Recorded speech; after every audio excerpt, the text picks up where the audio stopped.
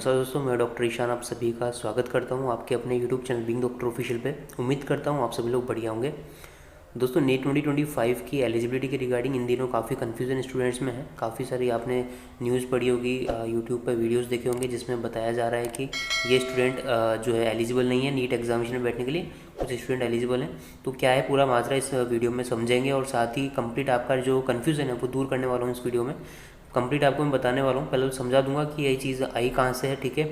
और साथ ही कौन से कैंडिडेट्स को इससे खतरा है, कौन से स्टूडेंट जो है एकदम बेफिक्र होकर के अपनी तैयारी कर सकते हैं, बात कंप्लीट यहाँ पर इस वीडियो में करने वाले हैं अपन।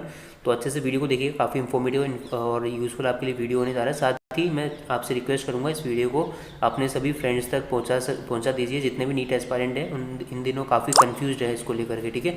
तो उनका ऐसा कन्फ्यूज़न है वो ज़रूर से दूर होना चाहिए। इसके लिए जो है आप सभी को रिक्वेस्ट है कि इस वीडियो को ज़्यादा से ज़्यादा शेयर कीजिए।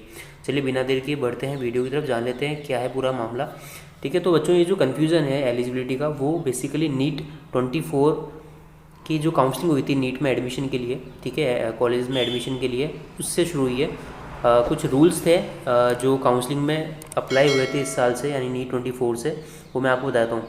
नीट में जो काउंसलिंग होती है वो एमसीसी कंडक्ट कराता है ऑल इंडिया कोटा के लिए, ऑल इंडिया 15% कोटा के लिए। जो एमसीसी की जो काउंसलिंग होती है उसमें ये रूल आया था कि जो भी कैंडिडेट्स स्ट्रे राउंड, कई सारे राउंड्स होते हैं, फर्स्ट राउंड होता है, सेकंड राउंड होता है, थर्ड राउंड होता है, फोर्थ राउंड होता है, ठीक है। फोर्थ राउंड को स्ट्रे राउंड कहते हैं। तो स्ट्रे वैकेंसी राउंड या इसके बाद में जितने भी काउंसलिंग कंडक्ट कराई गई, जितने भी राउंड्स थे, यानी special stray round, stray vacancy round first second third, है ना, कई सारे special stray vacancy round, 3 stray vacancy round हुए थे। तो स्ट्रे वैकेंसी राउंड और इसके बाद में जो राउंड कंडक्ट हुए स्पेशल स्ट्रे वैकेंसी राउंड जितने भी हुए थे फर्स्ट सेकंड थर्ड, तीनों ही जो राउंड्स है, अगर इसमें कैंडिडेट को सीट मिलती है, चाहे वो गवर्नमेंट कॉलेज हो या प्राइवेट कॉलेज हो, ऑल इंडिया कोटा के थ्रू अगर आपको मिलती है तो या तो आपको गवर्नमेंट कॉलेज में मिलेगी या फिर आपको डीम्ड कॉलेज से मिलेगी, डीम्ड यूनिवर्सिटी से मिलेगी। तो सीट मिलने पर यदि कोई कैंडिडेट ज्वाइन नहीं करने जाता है तो उसको क्या है, इस बार रूल मैं आपको बढ़ा देता हूँ। तो उसको क्या है, 1 साल के लिए नीट के एग्जामिनेशन से डिबार कर दिया जाएगा, ठीक है।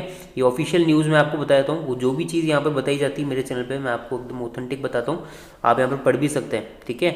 ये इन्फॉर्मेशन बुकलेट जो काउंसलिंग का होता है उसमें लाइन लिखी हुई है, if a candidate is allotted, ये जो रिगार्डिंग अपन बात कर रहे हैं वो स्ट्रे वैकेंसी राउंड के रिगार्डिंग बात कर रहे हैं, ठीक है। यहाँ पर लिखा हुआ है स्ट्रे वैकेंसी राउंड, अगर आप यहाँ पर देखेंगे तो इसका ये रूल है, if a candidate is allotted a seat in stray round he has to join the allotted college.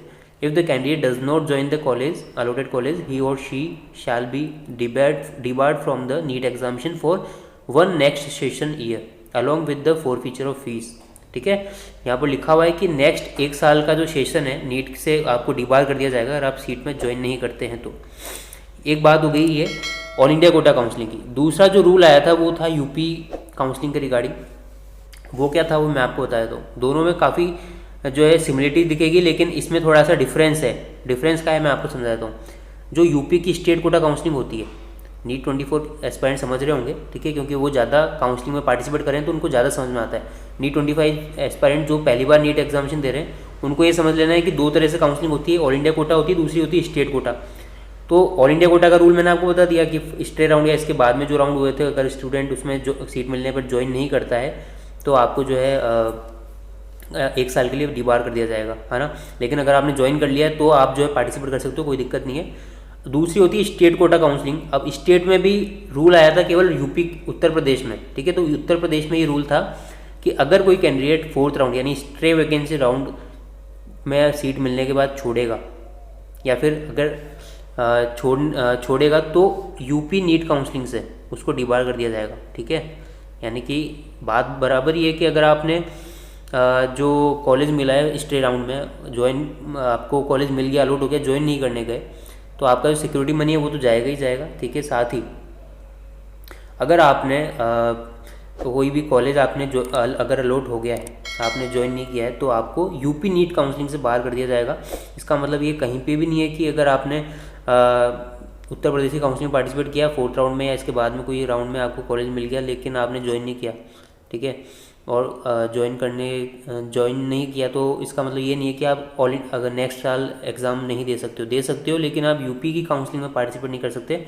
All India quota या फिर दूसरे किसी स्टेट की काउंसलिंग में पार्टिसिपेट कर सकते हो, इसमें कोई दिक्कत नहीं है, ठीक है। अब ऐसे कैंडिडेट जिन्होंने आयुष कोर्सेज में एडमिशन लिया हो, वेटनरी में लिया हो, तो उनके लिए कोई सा भी ऐसा रूल नहीं था कि आपको डीबार कर दिया गया। हाँ, हालांकि कई जगह बॉन्ड थे आपके इंस्टीट्यूट वाइज, जो भी बॉन्ड्स वगैरह होते हैं, ठीक है, तो वो अप्लाई ज़रूर होंगे अगर आप सीट छोड़ोगे तो। बाकी डीबार करने जैसा कोई सीन आयुष काउंसलिंग या वेटनरी काउंसलिंग में कहीं पे भी नहीं है, ठीक है, तो आप निश्चिंत रहिए।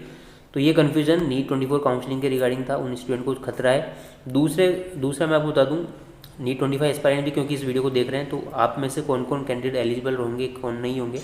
तो सबसे पहले तो आपको बता दूँ, जो नीट 25 एग्जामिनेशन दे रहे हैं, आपको या तो 12th कंप्लीट होना चाहिए या फिर 12th अपीयरिंग होनी चाहिए, यानी या तो आप ड्रॉपर हो या फिर आप इस साल फ्रेशर हो, यानी कि नीट 25 में बोर्ड एग्जामिनेशन देने वाले होंगे, तो वो कैंडिडेट तो एलिजिबल है। लेकिन जो इस साल बोर्ड एग्जामिनेशन नहीं देंगे वो तो कैंडिडेट बिल्कुल भी एलिजिबल नहीं है। और बोर्ड एग्जामिनेशन दोगे तो भी क्वालिफाइंग परसेंटेज होता है कि आपके 12th क्लास में पीसीबी का परसेंटेज काफ़ी मैटर करता है एलिजिबिलिटी के लिए। बस खाली इतना कट ऑफ आपको क्लियर करना पड़ता है। अगर आप जनरल ईडब्ल्यूएस कैटेगरी से तो आपको 50% पीसीबी का एग्रीगेट होना ज़रूरी है, ठीक है। अगर आप ओबीसी एससी एसटी कैटेगरी से हो तो आपको 40% मार्क्स ज़रूरी है। पीडब्ल्यूडी कैंडिडेट्स के लिए यहाँ पर जो है 45% मार्क्स का क्राइटेरिया है, इतना पीसीबी में होना चाहिए। ये मैंने जनरल ईडब्ल्यूएस के लिए 50% बताया। ओबीसी एससी एसटी के लिए 40%, 45% फॉर जनरल पीडब्ल्यूडी कैंडिडेट्स, ठीक है। तो ये जो है क्राइटेरिया है, परसेंटेज क्राइटेरिया पीसीबी का एग्रीगेट, ठीक है। तो ये होना ज़रूरी है, तभी आप एलिजिबल हो। साथ ही ऐसे स्टूडेंट जिन्होंने पीसीएम के मतलब मैथमेटिक्स के स्टूडेंट है लेकिन बायो एडिशनल सब्जेक्ट लेकर के पास किया, तो भी आप एलिजिबल हो, कोई दिक्कत नहीं है। ये कंप्लीट आपको मैंने बताया। साथ ही एज का क्राइटेरिया ज़रूर होता है। एज जो है आपकी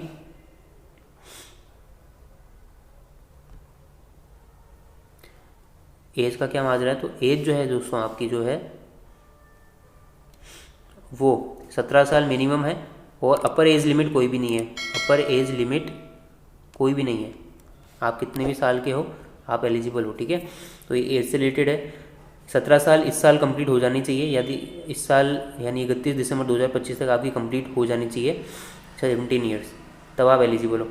अगर आप इससे कम के एज को हो तो आप एलिजिबल नहीं रहोगे। मान लीजिए नेक्स्ट ईयर आप 17 के होंगे तो आप एलिजिबल नहीं हो। 2026 में अगर आप 17 ईयर कवर कर रहे हो, मतलब कंप्लीट कर रहे हो, तो आप एलिजिबल नहीं हो। तो ये मैंने आपको कंप्लीट क्राइटेरिया बताया है। स्टूडेंट्स अटेम्प्ट लिमिट के बोलते कि सर हमने काफ़ी साल हो गए हमारे को नीट देते हुए, काफ़ी ड्रॉप हो गए, इस साल कोई अटेम्प्ट लिमिट वगैरह कोई लफड़ा तो नहीं है ना? बिल्कुल नहीं है, नो अटेम्प्ट लिमिट। अभी तक तो सुप्रीम कोर्ट के आदेश के अनुसार कोई भी अटेम्प्ट लिमिट नहीं है, नो अटेम्प्ट लिमिट, ठीक है। आप कितने भी साल ड्रॉपर हो आप एलिजिबल हो, ठीक है। चलिए, तो ये कंप्लीट एलिजिबिलिटी मैंने आपको बता दी। आई होप आपका कन्फ्यूज़न क्लियर दूर हो गया होगा, ठीक है।